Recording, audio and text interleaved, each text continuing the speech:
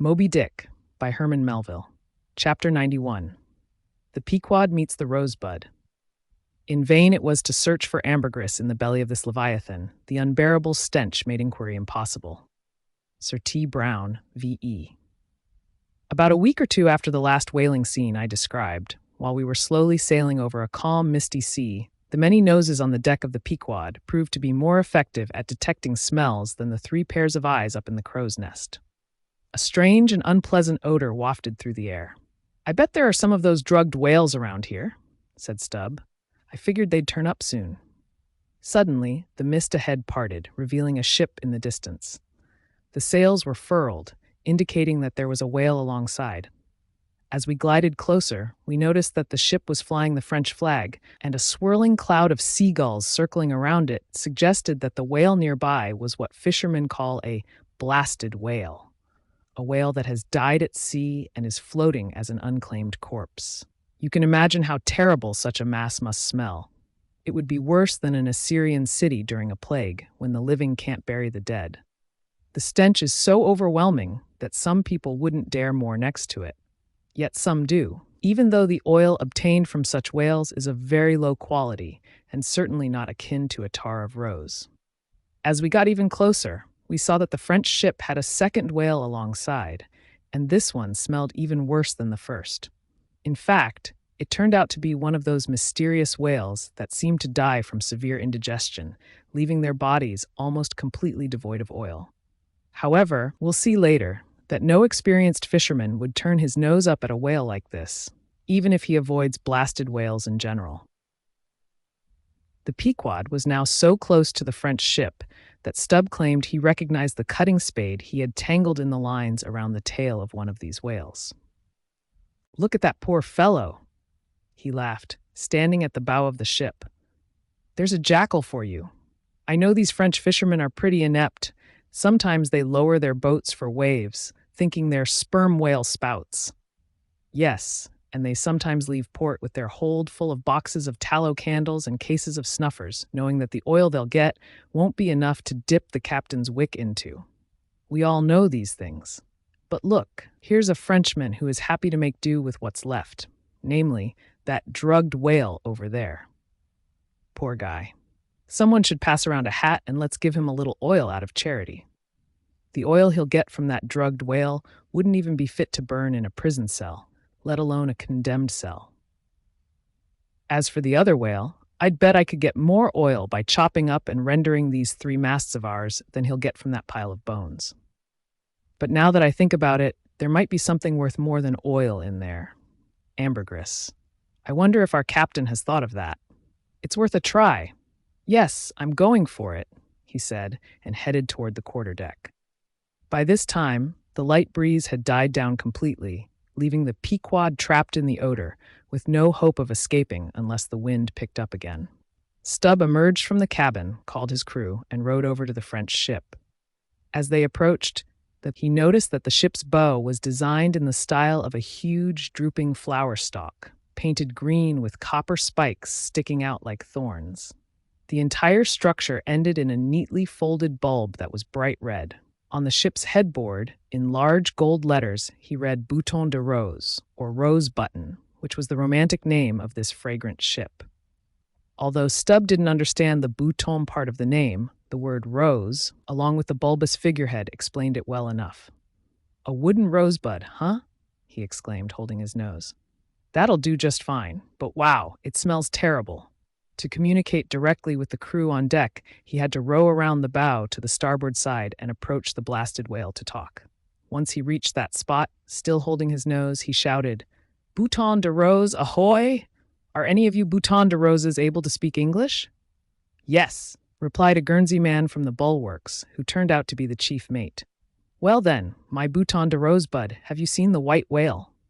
"What whale?" "The white whale, a sperm whale, Moby Dick. Have you seen him?" "Never heard of such a whale. Cachalot blanche? White whale? No." "Very well, then. Goodbye, and I'll come back in a minute." Stubb quickly rowed back toward the Pequod, where he saw Ahab leaning over the quarterdeck rail, waiting for his report. He cupped his hands around his mouth and shouted, "No, sir, no." Ahab turned away, and Stubb returned to the Frenchman.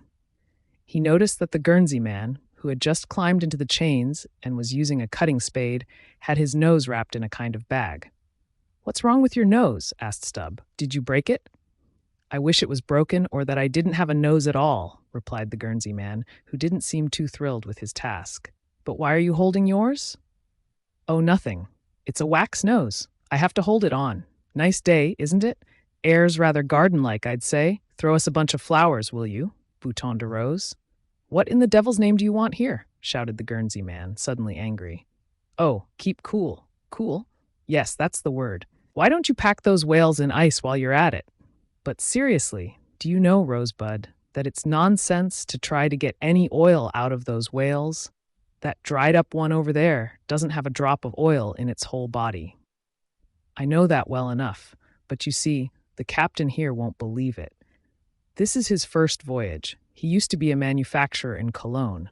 But come aboard, and maybe he'll believe you if he won't believe me, and then I can get out of this dirty mess."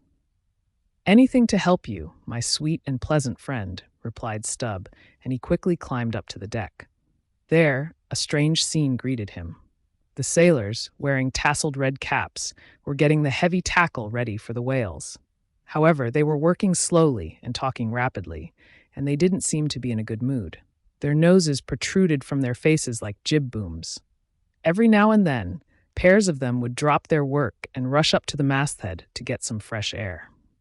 Some, fearing they might catch the plague, dipped oakum in coal tar and periodically held it to their nostrils. Others had broken their pipes almost down to the bowls and were puffing tobacco smoke, filling the air around them. Stubb heard a barrage of shouts and curses coming from the captain's roundhouse. Looking in that direction, he saw a furious face peering out from behind the partially open door. This was the tormented surgeon, who, after futilely trying to protest against the day's events, had retreated to the captain's roundhouse, which he called a cabinet, to escape the stench. But he still couldn't help yelling out his pleas and frustrations. Noticing all of this, Stubb felt optimistic about his plan. He turned to the Guernsey man and had a brief conversation, during which the other mate expressed his disdain for his captain, calling him a conceited fool who had put them all in such an unpleasant and unprofitable situation. After carefully gauging him, Stubb realized the Guernsey man had no idea about the Ambergris, so he kept quiet about that, but was quite open and friendly with him. Before long, the two of them had come up with a plan to outsmart and mock the captain without him suspecting their sincerity. According to their plan, the Guernsey man would tell the captain whatever he wanted, but attribute it to Stubb, while Stubb would just say whatever nonsense came to mind during their conversation. By this time, their intended target emerged from his cabin.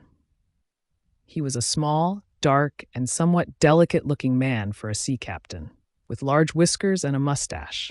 He wore a red cotton velvet vest with watch seals at his side. The Guernsey man promptly introduced Stubb to this gentleman, putting on a show of interpreting between them. "What should I say to him first?" he asked.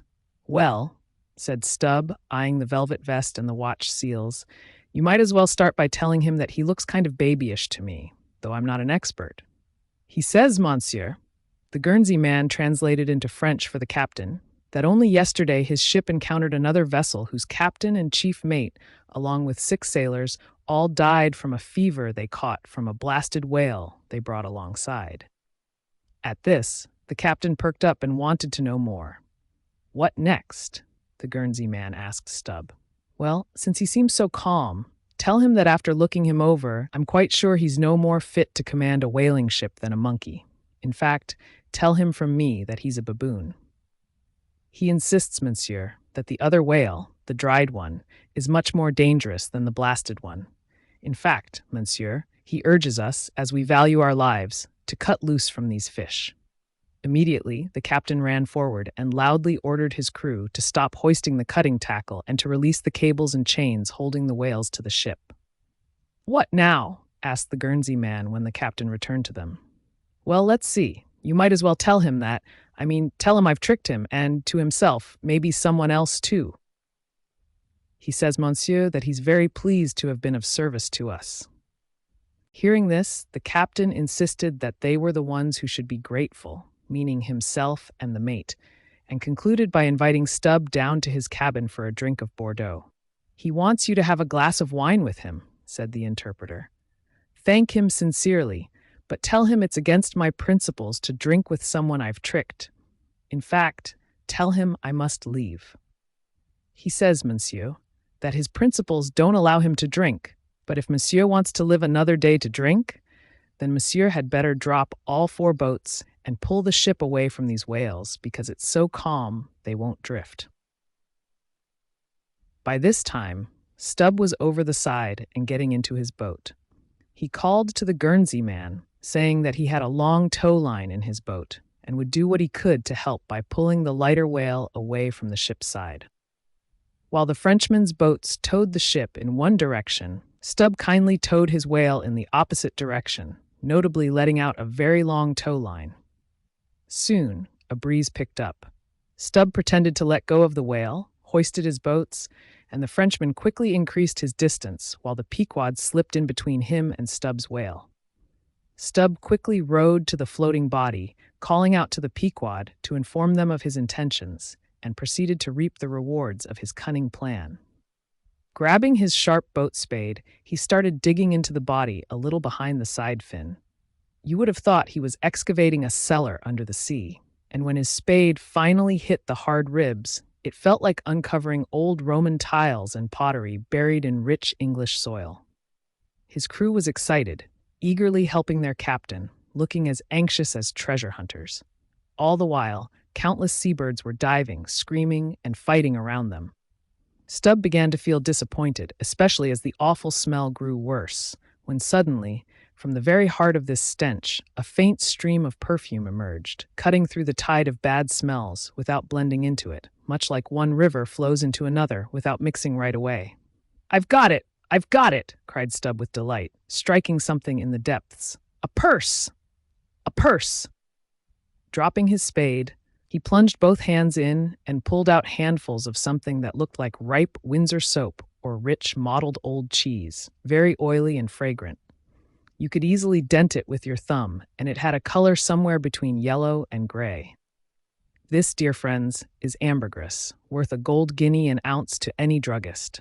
He collected about 6 handfuls, but more was lost to the sea, and perhaps even more could have been secured if it weren't for impatient Ahab's loud command for Stubb to stop and come aboard, or else the ship would leave them behind. Chapter 92. Ambergris. Ambergris is a fascinating substance that's so important in trade that in 1791, a certain Captain Coffin from Nantucket was called to testify about it before the English House of Commons. Back then, and even until fairly recently, the exact origin of ambergris remained a mystery, much like amber itself. While ambergris is just the French term for gray amber, the two substances are quite different. Amber can be found on the coast and dug up from inland areas, while ambergris is only found at sea. Additionally, amber is hard, transparent, brittle, and odorless, commonly used for pipe mouthpieces, beads, and ornaments. In contrast, ambergris is soft, waxy, and has a strong, spicy fragrance, making it popular in perfumes, incense, candles, hair powders, and pomade. The Turks use it in cooking and even take it to Mecca for the same reasons that frankincense is brought to St. Peter's in Rome. Some wine merchants even add a few grains of it to claret to enhance the flavor. Who would think that such refined ladies and gentlemen enjoy an essence derived from the unglamorous innards of a sick whale? Yet that's the reality. Some believe ambergris causes dyspepsia in whales, while others think it results from it. Figuring out how to cure such dyspepsia is tricky. You'd probably need to give the whale a few boatloads of Brandreth's pills and then get out of the way, like workers do when blasting rocks. I should mention that inside this ambergris, Stubb found certain hard, round, bony plates, which at first he thought were buttons from sailors' trousers, but it turned out they were just pieces of squid bones preserved in the ambergris. Now, to find this wonderfully fragrant ambergris in the heart of such decay, isn't that remarkable? Think of St. Paul's words in Corinthians about corruption and incorruption, how we are buried in dishonor but raised in glory. Also, remember what Paracelsus said about what makes the best musk. And let's not forget that of all unpleasant smells, cologne water is the worst in its early manufacturing stages. I'd like to end this chapter with that thought, but I can't, because I want to address a charge often thrown at whalers, which, in the minds of some already biased people, might seem somewhat justified by what has been said about the Frenchman's two whales. Elsewhere in this book, I have disproven the slanderous claim that whaling is an inherently dirty and disorganized business. But there's another thing I need to counter. People suggest that all whales always smell bad. Where did this awful stereotype come from? I believe it can be traced back to the arrival of Greenland whaling ships in London over 2 centuries ago. Those whalers didn't try out their oil at sea, as southern ships did. Instead, they cut the fresh blubber into small pieces, shoved it through the bungholes of large barrels, and brought it home like that. The short whaling season in the icy waters and the sudden, violent storms they faced made any other approach impossible. As a result, when they unloaded their holds, essentially whale graveyards, in the Greenland dock, the smell was a bit like digging up an old city graveyard to build a maternity hospital. I also suspect that this nasty charge against whalers might be linked to the existence of a Dutch village called Smerenberg, or Smerenberg, on the coast of Greenland, which was mentioned by the learned Fogo von Slack in his comprehensive work on odors. As its name suggests, smear means fat, berg means to store. This village was established to provide a location for the blubber from the Dutch whaling fleet to be rendered without having to transport it back to Holland for processing. It consisted of furnaces, fat kettles, and oil sheds, and when they were operating at full capacity, the smell was certainly not pleasant. But this is completely different from a South Sea sperm whaler, which, over a 4-year voyage, might only take about 50 days to boil out the oil after filling its hold. The oil is nearly odorless when it's casked. The truth is that whether alive or dead, if whales are treated decently, they don't smell bad as a species. Whalemen shouldn't be judged by their scent, like the people in the Middle Ages claimed to identify a Jew by their nose. In fact, a whale can't help but smell good, considering that they typically enjoy excellent health, get plenty of exercise, and spend most of their time outside, even if not always in the open air. I would argue that the motion of a sperm whale's flukes above water releases a fragrance similar to that of a musk-scented lady rustling her dress in a warm parlor. So, what should I compare the fragrance of a sperm whale to, given its size? It must be compared to that famous elephant, adorned with jewels and fragrant with myrrh, which was led out of an Indian town to honor Alexander the Great. Chapter 93. The Castaway. Just a few days after the encounter with the French ship, a significant event happened to one of the least important members of the Pequod's crew. A tragic event that ended up giving this sometimes madly merry ship a living prophecy of whatever unfortunate outcome might await her. On a whaling ship, not everyone goes out in the boats. A few crew members, called shipkeepers, are responsible for operating the vessel while the others hunt the whales. Generally, these shipkeepers are as tough as the crew in the boats. However, if there's someone who is particularly frail, awkward, or timid, that person is sure to be assigned as a shipkeeper. This was the case on the Pequod with the little black boy nicknamed Pip. You've heard of him before. Remember his tambourine from that dramatic, gloomy, yet jolly midnight? In appearance, Pip and Doughboy were like a black pony and a white pony, equally developed but different in color. But while the hapless Doughboy was naturally dull and slow-witted, Pip, though overly kind-hearted, was actually quite bright, with that cheerful, lively spirit typical of his people. Black people tend to celebrate holidays and festivities with more enthusiasm than anyone else. In fact, the calendar for Black folks should feature nothing but 365 4th of Julys and New Year's days. Don't laugh too hard while I say this. Even blackness can shine. Just look at that glossy ebony used in fine furniture. But Pip loved life and its peaceful pleasures, so the terrifying situation he found himself in had sadly dimmed his brightness. However, as we'll soon see, what was temporarily subdued in him would eventually be ignited by strange wildfires, showing him off with a brightness 10 times greater than what he had in his hometown of Tolland County, Connecticut, where he once brought joy to many a fiddler's gathering. At melodious evenings, his cheerful laughter turned the whole horizon into a tambourine filled with stars. So, while a pure diamond sparkles in the sunlight, when a skilled jeweler wants to show off the diamond at its best, he places it against a dark background and lights it up with unnatural gases, revealing fiery brilliance that turns the once divine symbol of the clear skies into something that looks like a stolen crown jewel from the King of Hell. But let's return to the story. During the Ambergris incident, Stubbs' after-oarsman injured his hand and was temporarily unable to work, so Pip was put in his place. The first time Stubb took Pip out, he was quite nervous, but fortunately, they didn't get too close to the whale, so he managed to keep his composure. Stubb, noticing this, advised him to hold on to his courage because he might need it. However, on the second outing, they approached a whale, and as it was struck with the harpoon, it made its usual violent movement, which happened to occur right under Pip's seat. The sudden panic caused Pip to jump out of the boat with his paddle in hand. Unfortunately, he got tangled in the slack of the whale line as he fell into the water. In an instant, the wounded whale took off, and the line pulled poor Pip back to the boat, dragging him against the side. Tashtego was in the bow of the boat, fired up with the thrill of the hunt. He was furious at Pip for being such a coward. Grabbing the boat knife from its sheath, he held it over the line and turned to Stubb, asking, "Cut?" Meanwhile, Pip's blue, choked face was pleading, "Please, cut it!" All of this happened in a flash, less than half a minute. "Damn it, cut!" shouted Stubb, and so the whale got away, but Pip was saved. Once he got his bearings, the poor boy was met with shouts and insults from the crew. After allowing the crew's angry comments to fade, Stubb then officially cursed Pip in a straightforward yet somewhat humorous manner, and after that, he gave him some practical advice. Essentially, he said, "Never jump from a boat, Pip, except," but the rest was vague, as sound advice often is. Generally speaking, the motto in whaling is "stick to the boat," but sometimes "leap from the boat" is better advice. Realizing that if he gave Pip too much detailed advice, it would leave him a wide margin for future jumps, Stubb abruptly dropped the advice and issued a stern command.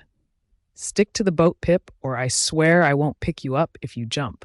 Remember that. We can't afford to lose whales because of you. A whale is worth 30 times what you are in Alabama. Keep that in mind and don't jump again." Perhaps Stubb was hinting that while men may care for each other, they are ultimately motivated by profit, which often gets in the way of kindness. But we're all in the hands of fate, and Pip jumped again. This time, it was under very similar circumstances, but he didn't manage to push the line out of the way. So, when the whale took off, Pip was left behind in the water, like a forgotten suitcase. Stubb had meant what he said. It was a beautiful sunny day, with a calm and cool sea stretching out to the horizon like stretched gold leaf. Floating there, Pip's dark head bobbed like a clove. No one raised a knife to help him when he quickly fell behind. Stubb's back was turned to him as he pursued the whale. Within 3 minutes, a whole mile of open ocean lay between Pip and Stubb. Alone in the middle of the sea, Pip turned his crisp, curly black head toward the sun, a lonely castaway, though still the most elevated and radiant. In calm weather, swimming in the open ocean is as easy for an experienced swimmer as riding in a carriage on land. But the crushing loneliness is unbearable. The intense focus on oneself in such a vast emptiness, who can describe it? Notice how sailors, when they swim in calm seas, cling closely to their ships and only paddle along the sides. But did Stubb really abandon poor Pip to his fate? No, he didn't intend to. There were 2 boats behind him, and he probably thought they would quickly pick up. However, in the whaling industry, hunters often don't take proper care of crew members who endanger themselves through their own cowardice. Such instances are quite common. In fact, it's often the case that cowards are treated with the same ruthless disdain in the whaling industry as they are in military ranks. But, as luck would have it, those boats didn't see Pip. They spotted whales nearby and turned to chase them instead. Stubb's boat had moved so far away, and he and his crew were so focused on their fish that Pip's limited horizon began to expand around him in despair. By sheer chance, the ship eventually rescued him, but from that moment on, the little black boy wandered the deck like an idiot. At least, that's what everyone said he had become. The sea had kept his body afloat, but drowned his spirit. Not entirely, though. Instead, his soul was taken alive to wondrous depths, where strange images from the primal world swirled before his passive eyes. There, the wise merman revealed his treasures, and among the ageless, carefree eternities, Pip saw countless coral insects that created the colossal orbs of the sea. He saw God's foot on the treadle of the loom, and spoke of it, which is why his shipmates called him mad. Thus, man's insanity is often a glimpse of divine understanding. Straying from all earthly reason, a man can finally reach that heavenly thought, which seems absurd and frenzied to rational minds. In joy or sorrow, he then feels utterly free, indifferent, as if he were one with God. In conclusion, don't blame Stubb too harshly. This kind of thing is common in the whaling industry, and later in the narrative, you'll see that a similar abandonment happened to me. Chapter 94. A Squeeze of the Hand. After Stubb's whale was brought alongside the Pequod, they went through all the necessary steps to cut it up and hoist it aboard, including transferring the sperm into the containers. While some crew members were busy with this task, others moved the larger containers filled with sperm.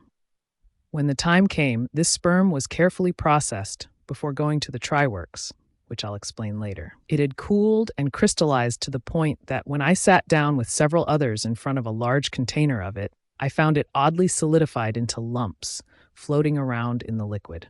Our job was to squeeze these lumps back into a fluid state. It was a sweet and luxurious task. No wonder sperm was such a popular cosmetic in the past. It was a fantastic cleanser, sweetener, softener, and moisturizer. After just a few minutes of working with it, my fingers felt like they were turning into eels, twisting and curling. As I sat cross-legged on the deck, relaxed after the hard work at the windlass, under a calm blue sky, with the ship sailing lazily along, I dipped my hands into the soft globules of sperm. They burst under my fingers, releasing their richness like ripe grapes. The scent was pure and clean, truly reminiscent of spring violets. At that moment, I felt as if I was living in a fragrant meadow. I forgot all about our terrible oath. In that incredible sperm, I washed my hands and heart of it. I almost started to believe the old superstition that sperm has the power to calm anger. While immersed in that bath, I felt completely free of any ill will or malice. I squeezed and squeezed that sperm all morning long until I almost melted into it. A strange kind of madness took hold of me, and I found myself squeezing my coworkers' hands, mistaking them for the gentle globules. This task filled me with such overwhelming affection that I started squeezing everyone's hands and looking into their eyes with a sentimental gaze, as if to say, "Oh, my dear fellow beings, why should we hold on to any bitterness or jealousy? Let's all join together in kindness. Let's squeeze ourselves into the very essence of compassion." If only I could keep squeezing that sperm forever. Over time, I've realized that people often need to adjust their ideas of happiness, not focusing on intellect or fancy dreams, but finding it in the heart, in relationships, at the dinner table, on horseback, by the fire, and in our country.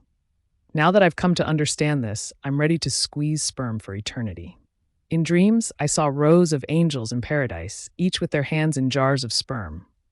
While talking about sperm, I should also mention other related substances involved in processing the sperm whale. First, there's white horse, which comes from the tapering part of the whale and from the thicker sections of its tail. It's tough, made of congealed tendons, a clump of muscle, but still contains some oil. After it's cut from the whale, it's sliced into manageable pieces before going to the mincer.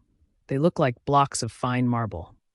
Then there's plum pudding, a term used for the bits of whale flesh that cling to the blanket of blubber. It's very fatty and quite a sight to behold. As the name suggests, it has a rich, mottled color with snowy and golden highlights, speckled with deep crimson and purple spots. It looks like rubies in a bowl of lemons. Despite my better judgment, it's hard not to want to eat it.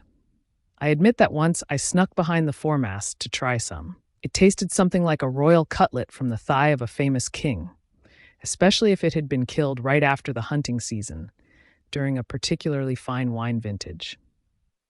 There's another unusual substance that comes up in this process, called slobgollion, a name invented by whalemen. It's a strange, gooey, stringy stuff found in the sperm tubs after they've been squeezed and decanted. I believe it's the incredibly thin membranes of the whale's case merging together. Gurry is a term that properly belongs to whalemen who hunt right whales, but is sometimes used by sperm fishermen. It refers to the dark, sticky substance scraped off the back of a right whale, which often covers the decks of those who hunt that particular leviathan. Nippers. This word doesn't originate from the whale's vocabulary, but it has been adapted by whalemen. A whaleman's nipper is a firm strip of tendon taken from the tapering part of the whale's tail. It's about an inch thick and the size of a hose iron part. When moved edgewise along the oily deck, it works like a squeegee, magically pulling up all the dirt. To learn more about these intricate matters, the best way is to go down to the blubber room and chat with its workers. This area is where the blanket pieces are stored when they are stripped from the whale. When it's time to cut up what's inside, the blubber room can be a terrifying place for newcomers, especially at night. One side is dimly lit by a flickering lantern, leaving space for the workers. They usually go in pairs, a pike and gaffman and a spademan. The whaling pike is similar to a frigate's boarding weapon. The gaff is like a boat hook. The gaffman uses the gaff to hook onto a piece of blubber and tries to hold it in place as the ship rocks. Meanwhile, the spademan stands on the blubber and chops it into portable pieces. The spade is extremely sharp, and the spademan works barefoot. The sheet he stands on can slide away like a sledge, making it easy to accidentally chop off a toe or injure one of his coworkers.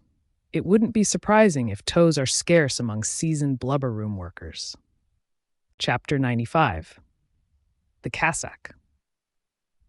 If you had stepped aboard the Pequod at a certain point during the whale dissection, and if you had walked towards the windlass, I'm sure you would have noticed a very strange and puzzling object lying along the edge of the deck.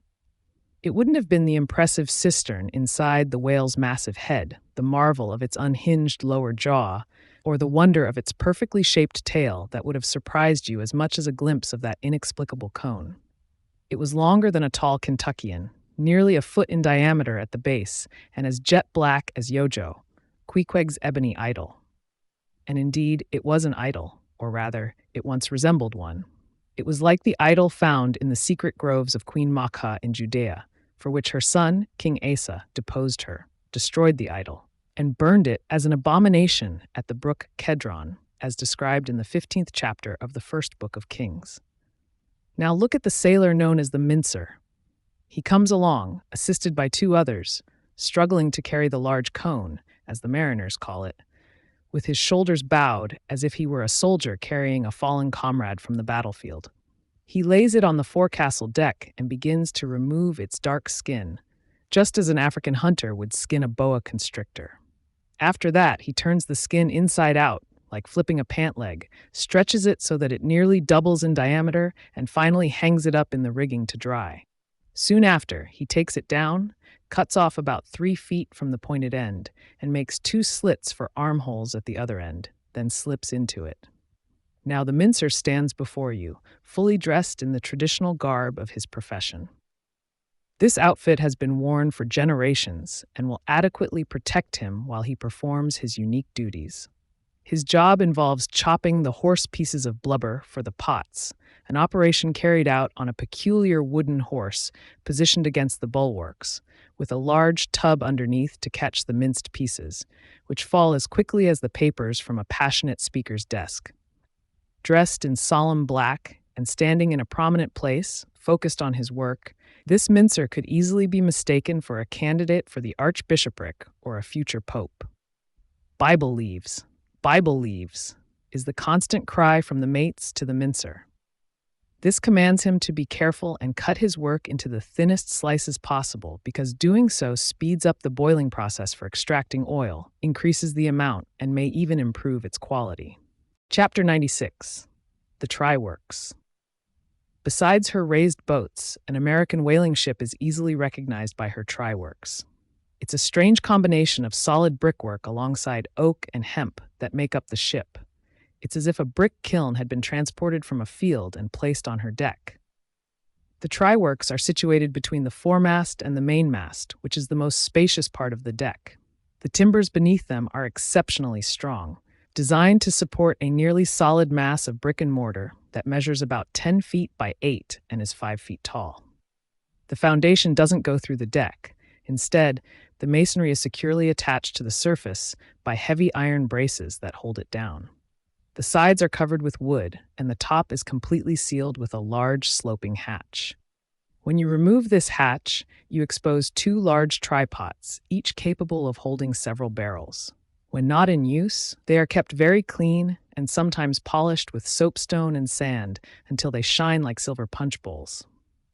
During night watches, some cynical old sailors might crawl into them to take a nap.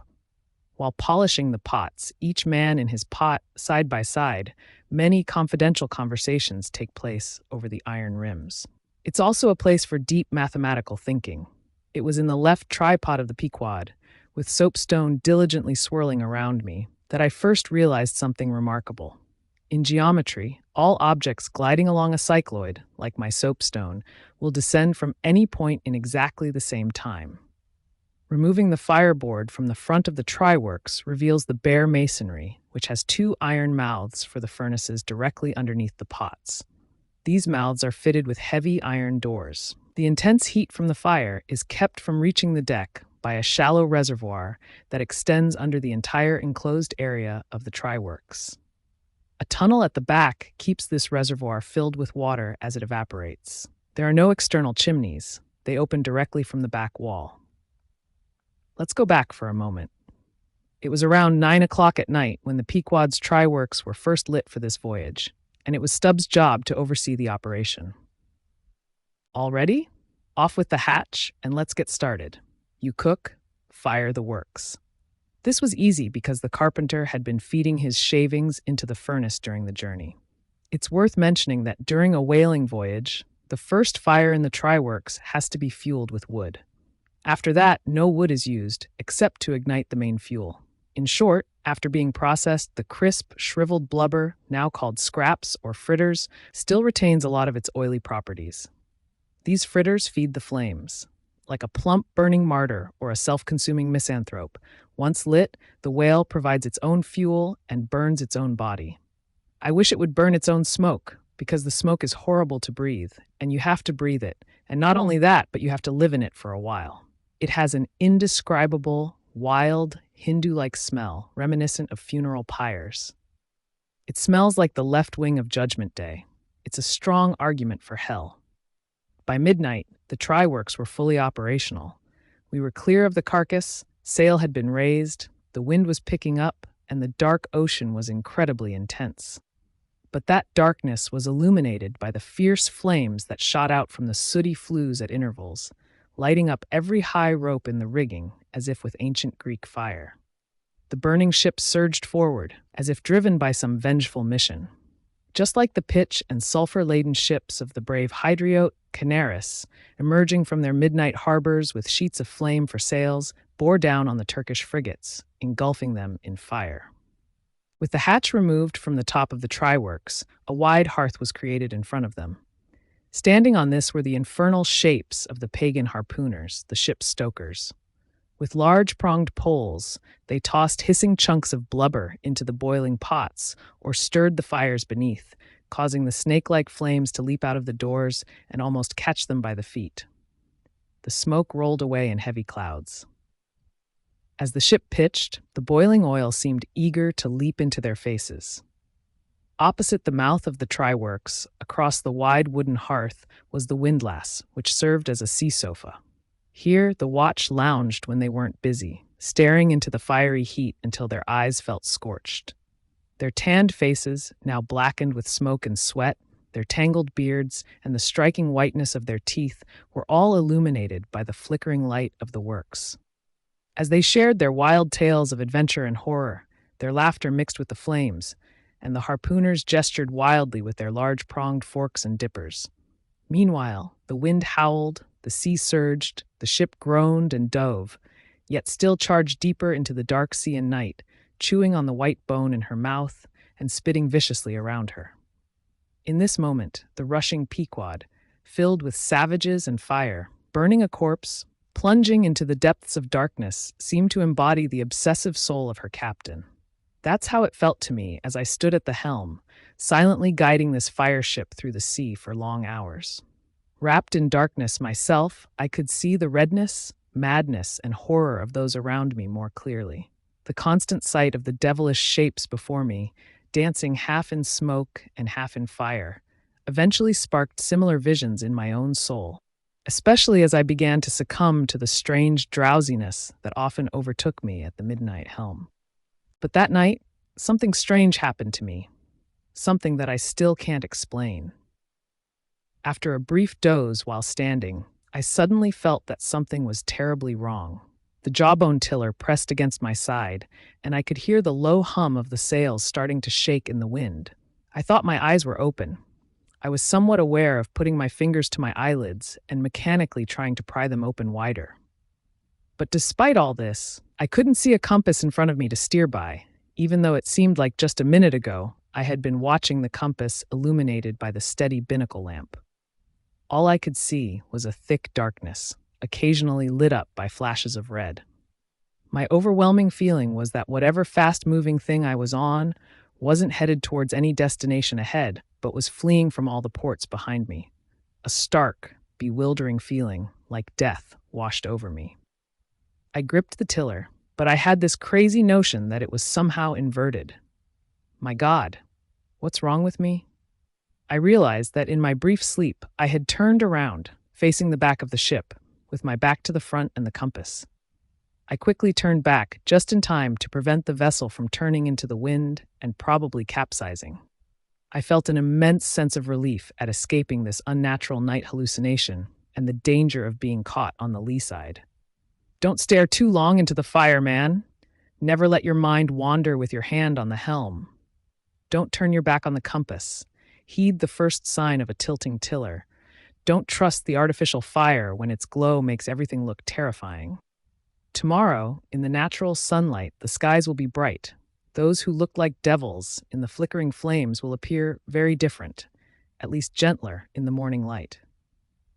The glorious, golden sun is the only true lamp, all others are just liars. Yet the sun doesn't hide Virginia's dismal swamp, nor the cursed Campagna of Rome, nor the vast Sahara, nor all the millions of miles of deserts and sorrows under the moon. The sun doesn't conceal the ocean, which is the dark side of the earth and makes up 2/3 of it.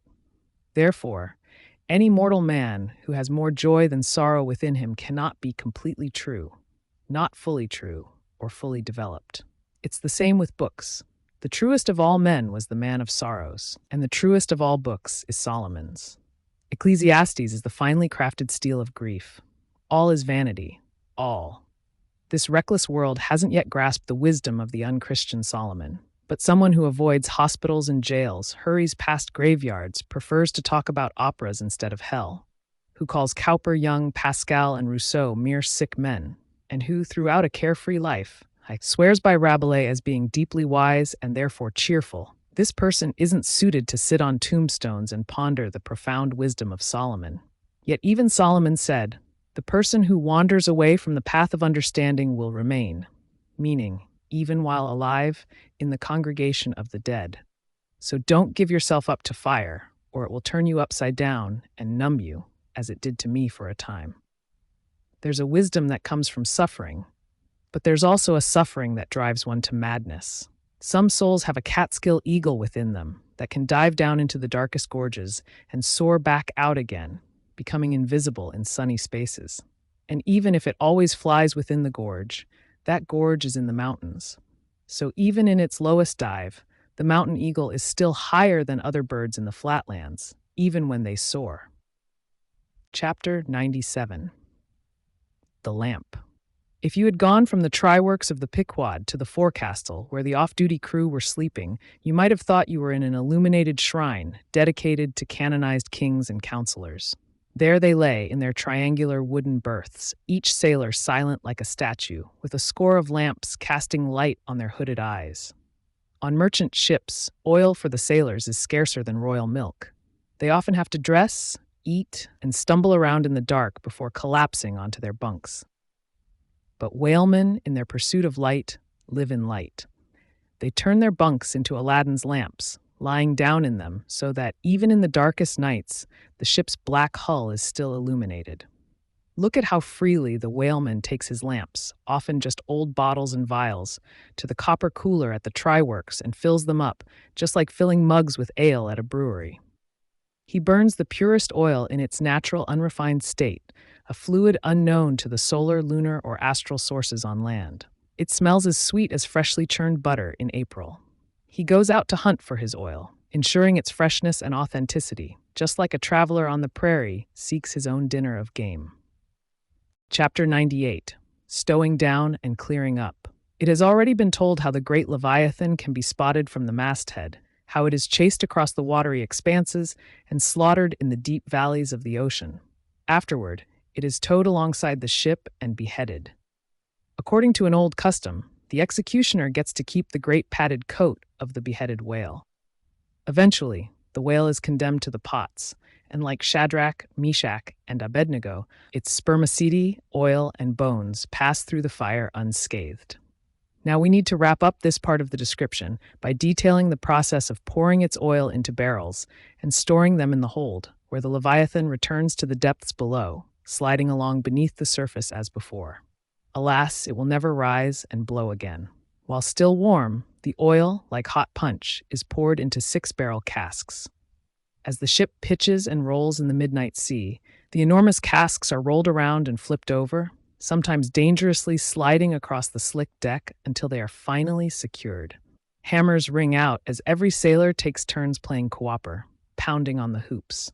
At last, when the last pint is packed into barrels and everything is cool, the hatches are unsealed, and the ship's insides are opened up to lower the casks to their final resting place in the sea.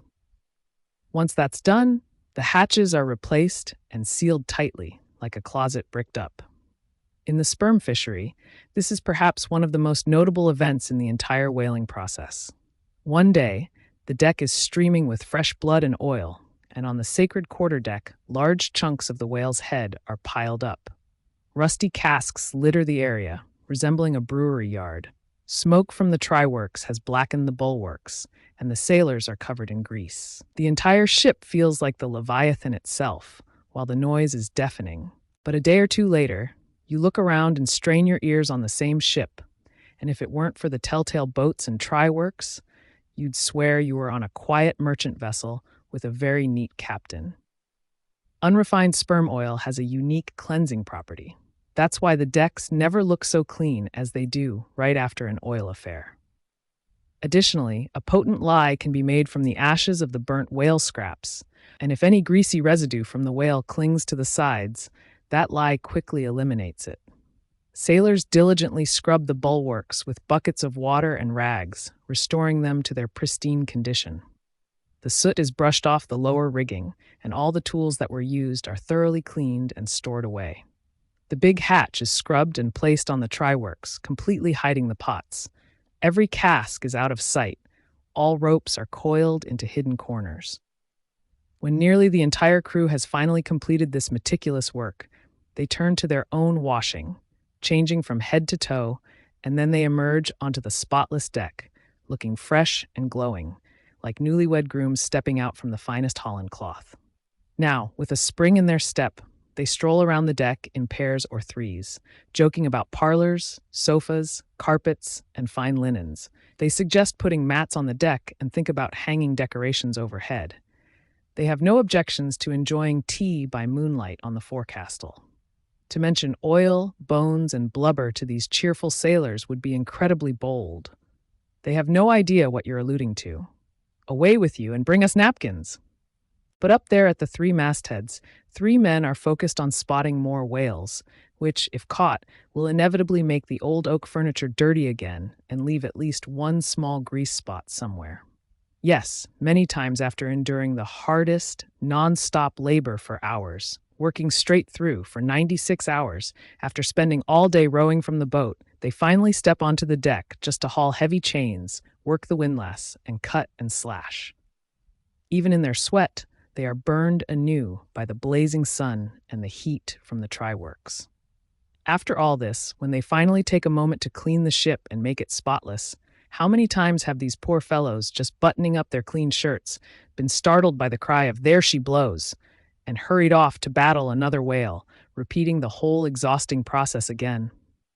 Oh, my friends, this is brutal. Yet this is life. We mortals hardly manage to extract the valuable sperm from this vast world through hard work, and then, with weary patience, we cleanse ourselves from its impurities, learning to live in clean shelters for our souls. Just when we think we've accomplished this, there she blows. The ghost spouts up, and we set sail to fight another whale, going through the same old routine of youth once again. Oh, the cycle of reincarnation! Oh, Pythagoras, who died so good, wise, and gentle in bright Greece 2,000 years ago. I sailed with you along the Peruvian coast on my last voyage, and foolish as I am, I taught you, a naive young boy, how to splice a rope. Chapter 99. The Doubloon. It has already been mentioned how Ahab used to walk back and forth on the quarterdeck, taking regular turns at the binnacle and mainmast. However, it hasn't been noted how, during these walks, he sometimes paused at each spot, staring intently at the specific object before him. When he stopped in front of the binnacle, his eyes fixed on the needle of the compass, his gaze shot out with the focused intensity of his purpose. When he resumed his walk and paused again at the mainmast, his fixed gaze now focused on the gold coin nailed there. He maintained the same look of determination, but it was also mixed with a certain wild longing, if not a sense of hope. One morning, as he turned to pass the doubloon, he seemed newly fascinated by the strange figures and inscriptions on it, as if he were finally starting to interpret their significance in his own obsessive way. There is always some significance hidden in everything, otherwise, everything is worthless, and the round world itself is just an empty cipher, useful only for selling in bulk, like they do with hills around Boston to fill up some swamp in the Milky Way. This doubloon was made of pure, untouched gold, mined from the heart of beautiful mountains, from which the headwaters of many rivers flow over golden sands east and west. And even though it was nailed among the rusty iron bolts and the green copper spikes, it remained untouched and immaculate, preserving its gleaming glow. Despite being in the hands of a ruthless crew and surrounded by darkness at night, every morning found the doubloon right where it was left the night before. It was set apart and sanctified for one awe-inspiring purpose, and no matter how wild the sailors might be, they all respected it as the talisman of the white whale.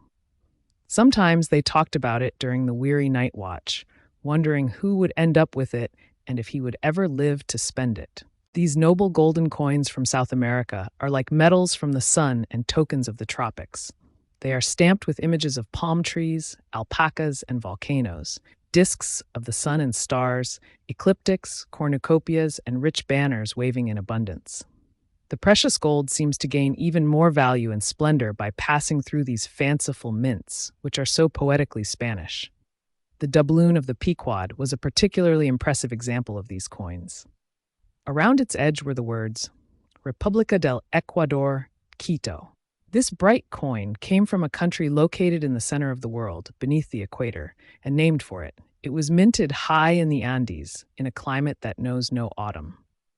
Around the edge, you could see the likeness of 3 mountain peaks, one with a flame, another with a tower, and the third with a crowing rooster.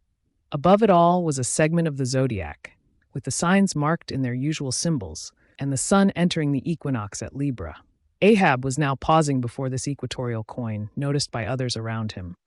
There's something inherently egotistical in mountaintops, towers, and all grand things. Look here, 3 peaks as proud as Lucifer. The firm tower is Ahab, the volcano is Ahab, the courageous and victorious rooster is Ahab too. They're all Ahab. This round gold is just like the rounder globe, which mirrors back each man's mysterious self, like a magician's glass. It's hard work with little reward for those who expect the world to solve their problems. The world can't solve itself. I think this minted sun now has a ruddy face, but look, he's entering the sign of storms, the equinox. Just 6 months ago, he came out of the previous equinox at Aries. From storm to storm, so be it. Born in struggle, it's fitting that man should live in pain and die in agony. So be it. Here's solid stuff for sorrow to work with. So be it. No fairy fingers could have pressed this gold. It must have been the devil's claws that left their mark here, murmured Starbuck to himself, leaning against the bulwarks. The old man seems to be reading Belshazzar's terrifying writing. I've never looked at the coin closely. He's going below. Let me take a look. A dark valley between three mighty peaks that almost resemble the Trinity in some faint earthly symbol. In this valley of death, God surrounds us, and over our gloom, the sun of righteousness still shines, offering light and hope.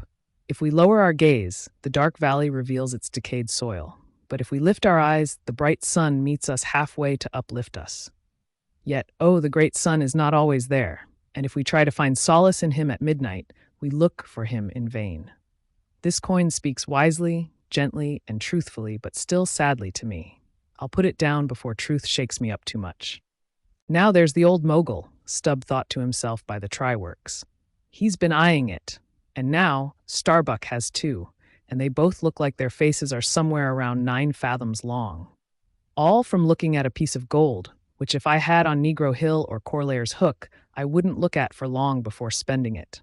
Humph. In my humble opinion, this is odd. I've seen doubloons before on my travels, your Spanish doubloons, your Peruvian doubloons, your Chilean doubloons, your Bolivian doubloons, your Popayan doubloons. I've seen plenty of gold moidors and pistoles and joes and half-joes and quarter-joes. So what's so extraordinarily amazing about this equatorial doubloon? By Golconda, let me take a closer look. Wow, here's some signs and wonders for sure. That, according to old Bowditch in his epitome, is the zodiac, and what my almanac below also calls it. I'll grab the almanac, and since I've heard devils can be summoned with Daboll's arithmetic, I'll try to figure out a meaning from these strange curves here with the Massachusetts calendar. Here's the book. Let's see now. Signs and wonders, and the sun is always among them. Hem, hem, hem. Here they are, all alive, Aries or the ram, Taurus or the bull, and wow, here's Gemini or the twins. Well, the sun moves among them. Here on the coin, he's just crossing the threshold between 2 of the 12 rooms, all in a ring. Book. You lie there. The fact is, books must know their places. You're good for bare words and facts, but we come in to supply the thoughts. That's my small experience as far as the Massachusetts calendar, Bowditch's navigator, and Daboll's arithmetic go. Signs and wonders, huh? It'd be a shame if there's nothing amazing in signs and significant in wonders. There's a clue somewhere. Wait a moment, listen. By Jove, I've got it. Look here, Doubloon. Your zodiac here represents the life of man in one round chapter. Now I'll read it straight from the book. Come on, Almanac. To start, there's Aries, or the ram, lecherous dog, he brings us into being. Then Taurus, or the bull, he bumps us right away. Then Gemini, or the twins, that is, virtue and vice. We strive for virtue, but lo, along comes Cancer the crab, dragging us back. And just as we're leaving virtue, Leo, the roaring lion, blocks the way. He takes a few fierce bites and swipes with his paw. We escape and meet Virgo, the virgin. That's our first love. We marry and think we'll be happy forever, when suddenly, here comes Libra, or the scales. Happiness weighed and found wanting. And while we're very sad about that, suddenly we jump as Scorpio, or the scorpion, stings us in the rear. We're healing from that when whang come the arrows all around. Sagittarius, or the archer, is having a blast. As we pull out the arrows, stand aside. Here comes Capricornus, or the goat, charging right at us, tossing us headlong. When Aquarius, or the water-bearer, pours out his whole flood and drowns us. And to end with Pisces, or the fishes, we fall asleep. There's a sermon now, written in high heaven, and the sun moves through it every year, yet comes out alive and healthy. Cheerfully, he wheels through toil and trouble up there, and so does cheerful Stubb down here. Oh, cheerful is the word forever. Goodbye, Doubloon. But wait, here comes little King Post. Let's dodge around the try-works and see what he has to say. There he is, right in front of it. He'll say something soon. I see nothing here but a round piece of gold, and whoever catches the right whale gets to keep it. So why all this staring? It's worth $16 sure, and at 2 cents a cigar, that's 960 cigars. I won't smoke those dirty pipes like Stubb, but I like cigars.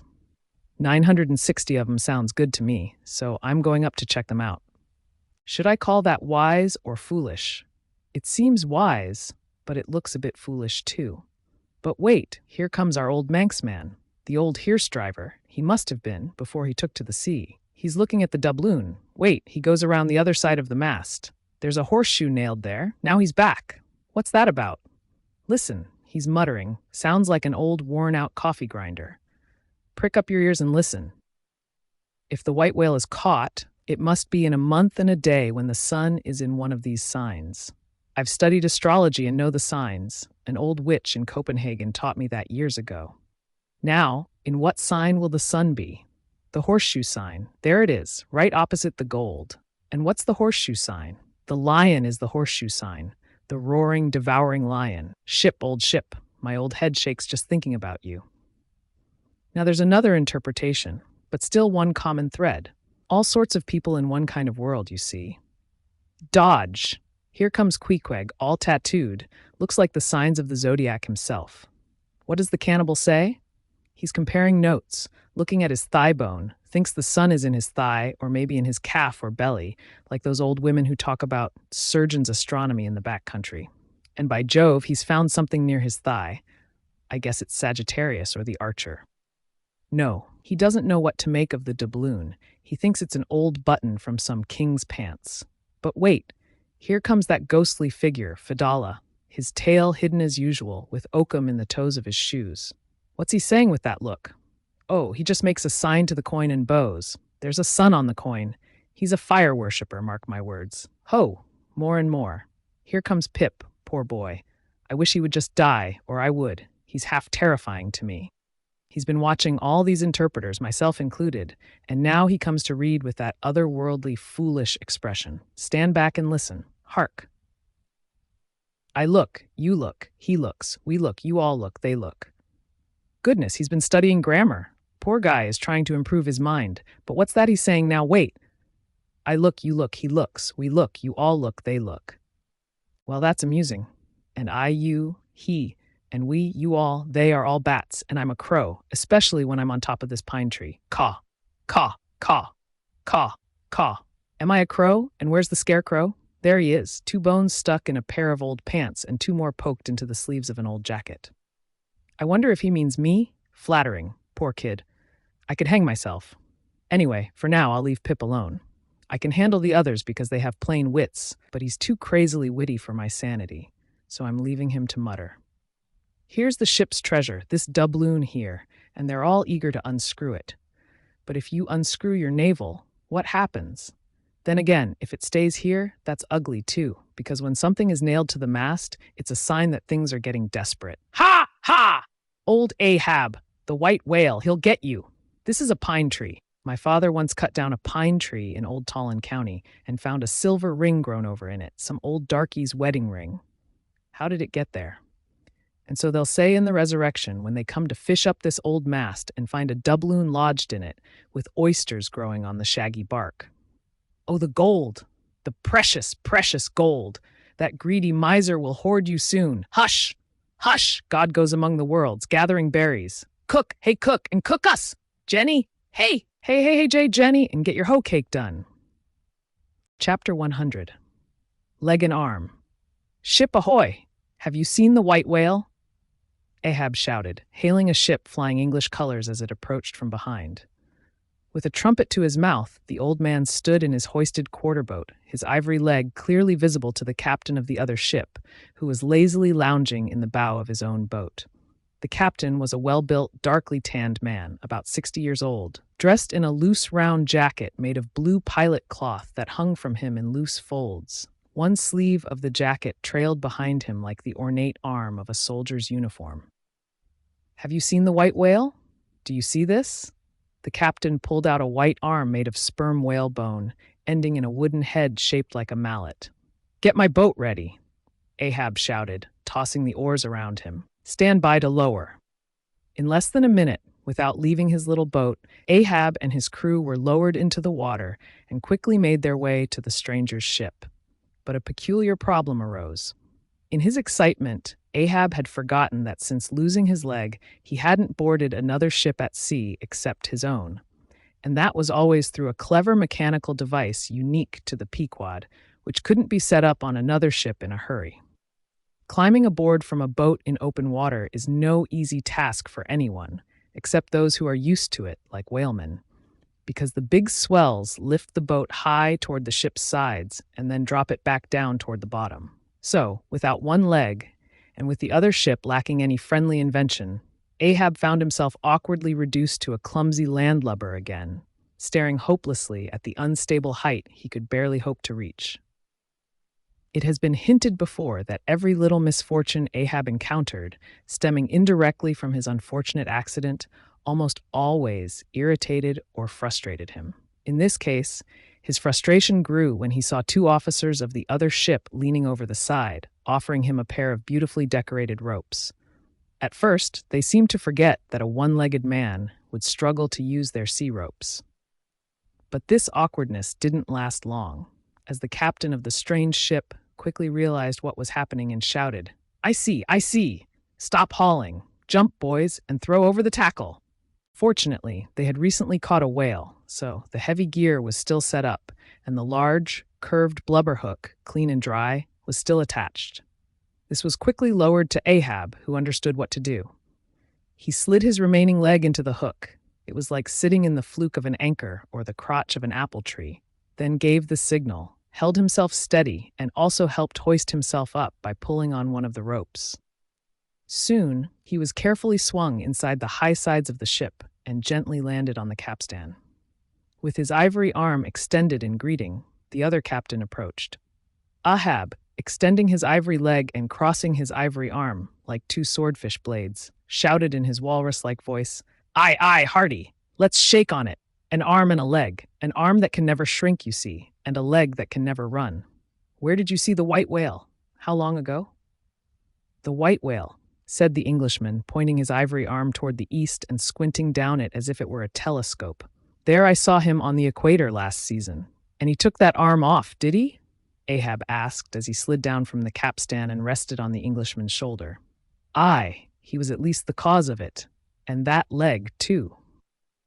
Tell me the story, said Ahab. How did it happen? It was the first time in my life that I ever cruised the equator, the Englishman began. I didn't know about the white whale at that time. Well, one day we lowered our boats for a pod of 4 or 5 whales, and my boat got attached to one of them, a real circus horse, going round and round, so my crew could only hold on by sitting on the outer edge of the boat. Suddenly, a massive whale breached from the bottom of the sea, with a milky white head and hump covered in wrinkles and crow's feet. It was him! It was him!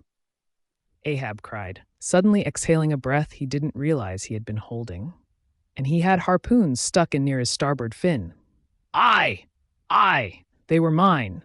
My harpoons, Ahab exclaimed, full of excitement. But go on. Give me a chance, then, said the Englishman in a friendly manner. Well, this old giant with the white head and hump charged right into the pod and started snapping fiercely at my line. Aye, I see. Trying to break it. Free the fast fish, an old trick. I know him.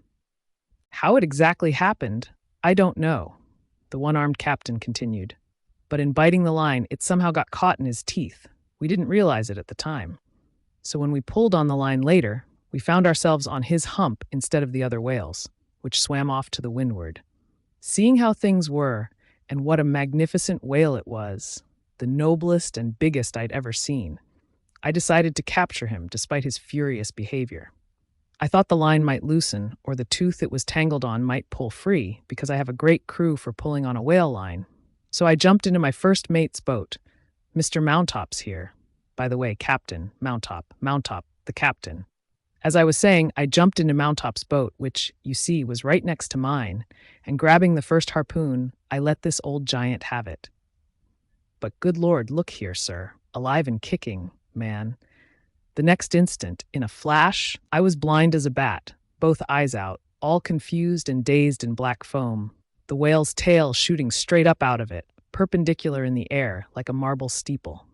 No use trying to steer away then, but as I was groping around at midday, with the blinding sun shining down, while groping for the second iron to throw overboard, down came the tail like a tower, cutting my boat in two and leaving both halves in splinters. And flukes first, the white hump passed through the wreck as if it were just chips. We all swam for our lives. To escape its terrible flailing, I grabbed hold of my harpoon pole stuck in it, and for a moment clung to that like a fish. But a wave threw me off, and at the same moment the whale surged forward, diving like a flash, and the barb of that cursed second iron, trailing behind me, caught me right here. He slapped his hand just below his shoulder. Yes, caught me right here, I say, and dragged me down toward hell, I thought, when suddenly, thank the good God, the barb ripped through my flesh, along the whole length of my arm, came out near my wrist, and I floated up again. And that gentleman there will tell you the rest. By the way, Captain, Dr. Bunger, the ship's surgeon. Bunger, my lad, the captain. Now, Bunger boy, share your part of the story. The professional gentleman mentioned earlier had been standing nearby the whole time, without anything particular to show his status on the ship.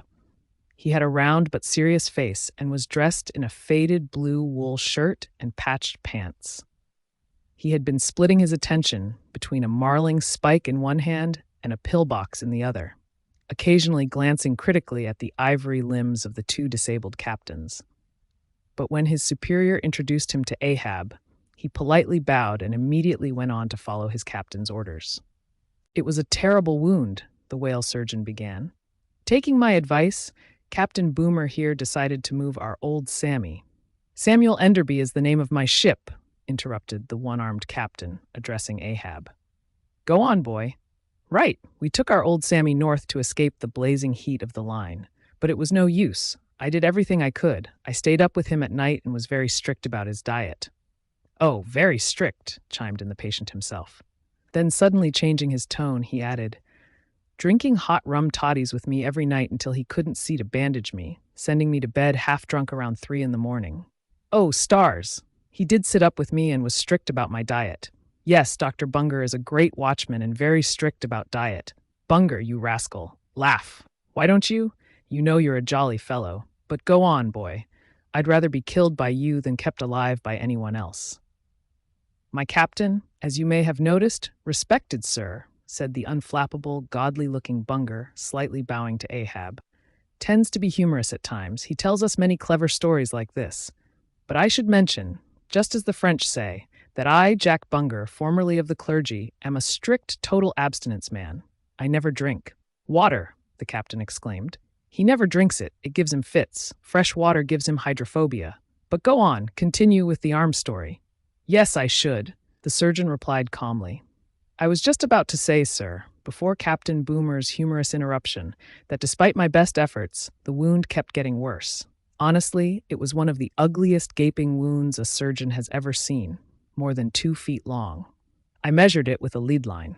In short, it turned black. I knew what was coming, so off it came.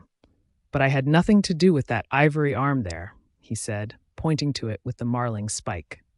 That was the captain's idea. He told the carpenter to make it and had the club hammer added to the end, probably to knock someone's brains out, since he once tried to do that to mine. He can be quite passionate. Do you see this dent, sir? He removed his hat and brushed his hair aside, revealing a bowl-like cavity in his skull, which showed no signs of being a wound. Well, the captain there can tell you how I got this. He knows. No, I don't, said the captain. But his mother did. He was born with it. Oh, you solemn rascal, you Bunger. Has there ever been another Bunger like you in the watery world? Bunger, when you die, you should be pickled. You ought to be preserved for future generations, you rascal. What happened to the white whale? Ahab suddenly cried out, having been impatiently listening to the banter between the two Englishmen. Oh, exclaimed the one-armed captain. Yes, well, after he dove, we didn't see him for a while. In fact, as I mentioned earlier, I didn't know what whale had done this to me until later, when we returned to the line and heard about Moby Dick. At least that's what some call him. And then I realized it was him. Did you cross his path again? Twice. But couldn't you catch him? I didn't want to try. Isn't one arm enough? What would I do without the other? And I think Moby Dick doesn't bite. He swallows. Well then, Bunger interjected, give him your left arm for bait to get the right. Do you know, gentlemen, he gravely bowed to each captain in turn, that the whale's digestive system is so intricately designed by divine providence that it's impossible for him to fully digest even a man's arm? And he knows it. So what you think is the white whale's malice is just his clumsiness. He never means to swallow a limb. He just tries to scare by pretending. Sometimes he's like an old juggler I once treated in Ceylon, who pretended to swallow jackknives and accidentally let one drop into him for real, and it stayed there for over a year. When I gave him an emetic, he threw it up in little pieces, you see. There's no way for him to digest that jackknife and incorporate it into his body. Yes, Captain Boomer, if you're quick about it and want to give up one arm to have the chance to give the other a decent burial, then the arm is yours. Just let the whale have another go at you, that's all. No, thank you, Bunger, said the English captain. He can keep the arm he has since I couldn't help it, and I didn't know him then, but not another one. No more white whales for me. I've gone after him once, and that's enough. I know there would be great glory in killing him, and there's a shipload of precious sperm in him. But listen, he's best left alone. Don't you think so, Captain? He glanced at Ahab's ivory leg. He is, but he will still be hunted regardless. What's best left alone is not always what is least tempting. He's like a magnet. How long ago did you see him last? Which way was he heading? Bless my soul and curse that foul fiend, Bunger exclaimed, walking around Ahab, sniffing like a dog. This man's blood. Bring the thermometer. It's at the boiling point. His pulse is making these planks beat, sir. He pulled a lancet from his pocket and moved closer to Ahab's arm. Stop, Ahab roared, pushing him against the bulwark. Man the boat. Which way was he heading? Good God, cried the English captain, to whom Ahab directed the question. What's the matter? I think he was heading east. Is your captain crazy? He whispered to Fedallah. But Fedallah put a finger to his lips, slid over the bulwark to take the boat's steering oar, and Ahab, swinging the cutting tackle toward him, commanded the sailors to prepare to lower the boat. In moments, he stood in the stern of the boat, while the crew sprang to their oars. The English captain called out to him in vain. With his back to the stranger ship and his face set like flint, Ahab stood tall until they were alongside the Pequod.